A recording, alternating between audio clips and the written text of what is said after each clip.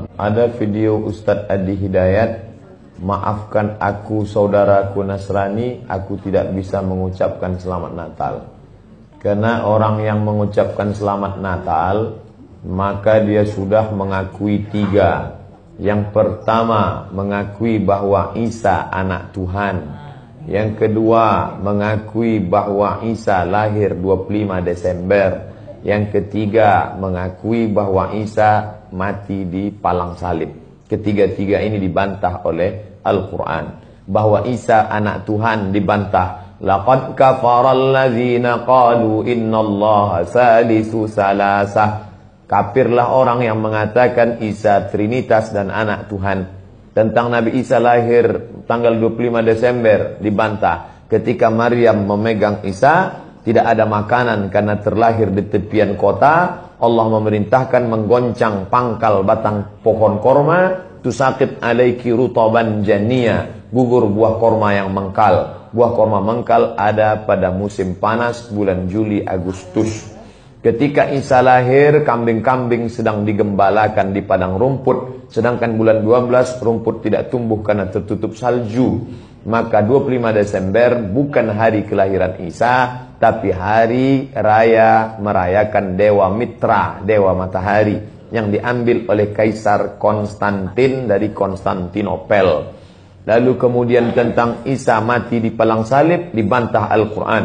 Wa ma qataluhu, mereka tidak membunuhnya. Wa ma salabuhu, mereka tidak menyalibnya. Walakin syubbihalahum, ada orang lain yang diserupakan wajahnya dengan Isa. Dialah Yudas Iskariot, murid Isa yang menjual imannya dengan beberapa keping uang emas. Saya punya kawan Kristen Masehi, tapi dalam masalah hubungan baik, masalah ngasih makanan, masalah beri pakaian, oke. Tapi kalau sudah terkait dengan akidah, wala ana abidu ma'abadtum wala antum abiduna ma'abud lakum dinukum waliyadin. Tentang masalah tahun baru, apakah 1 Januari itu bersih, tidak ada hubung kait dengan agama? Maka tidak benar. 1 Januari 2018 Masehi, seolah-olah Masehi terkait dengan Al-Masih Isa alaihissalam. Itu kalender dibuat oleh Kaisar Julian dari Romawi kuno. Kaisar Julian membuat kalender, maka dibuat nama dia Kaisar Julian, maka disebut Julian kalender. Lalu kemudian Julian kalender dibawa ke Vatikan, dirobah oleh Kaisar Raja Pendeta Paus Vatikan bernama Paus Gregorius. Maka sampai sekarang disebut dia dengan Gregorian kalender. Lalu kemudian ketika terbentuk PBB, United Nation, Persatuan Bangsa-Bangsa, bingung mau pakai kalender apa? Di dunia banyak sekali kalender. Maka diseragamkanlah, dipakailah Gregorian kalender. Yang sebelumnya kita kerajaan Pasundan, kerajaan Demak, kerajaan Riau, Sendripura, itu pakai kalender Hijriah. Termasuk Yogyakarta pakai kalender Saka, karena Sultan Agung Jawa mengkawinkan antara kalender Jawa dengan kalender Hijriah. Karena ingin mendamaikan antara Jawa dengan Islam. Maka setiap menyambut tahun baru Saka, sekaligus menyambut tahun baru Hijriah.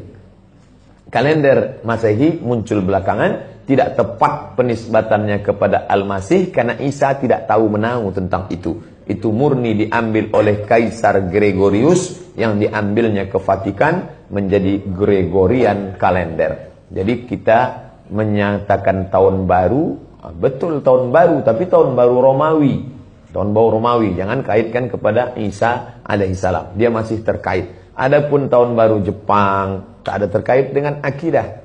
Nah, ini tahun kalender yang baru. Tidak meyakini bahwa dengan kalender yang baru ini nasib berubah menjadi baru. Siapa yang asap malam itu paling banyak mengepul ke atas, maka rezekinya yang paling murah. Lalu membakar ayam sampai 2000 ekor. Nah, oleh sebab itu saya anjurkan anak-anak muda, remaja-remaja masjid, tanggal 31 malam tanggal 1, setiap masjid semuanya buat kajian, iktikaf, zikir, muhasabah, supaya jangan keluyuran ke sana kemari. Hanya 2 saja. Anak-anak muda pergi ke masjid mulai jam 10, jam 11, jam 12, jam 1, jam 2, atau habis isya tidur.